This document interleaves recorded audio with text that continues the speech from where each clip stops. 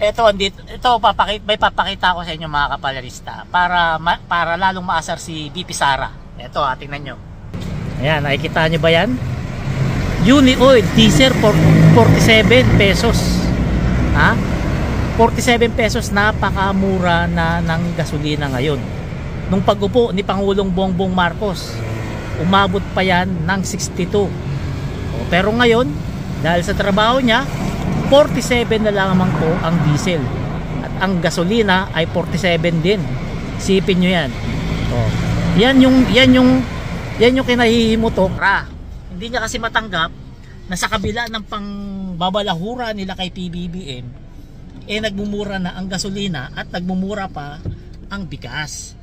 So dyan pa lang natin makikita kung anong klaseng leader etong si VP Sara, na imbis suportahan ang presidente para sa taong bayan, binabatikos niya pa kasi nasasapawan nga talaga sila. So ngayon, sa mga nakakapanood nito, pakishare po itong magandang balita na to para makita natin na nagmumura na talaga ang gasolina at bigas dito sa atin. Salamat.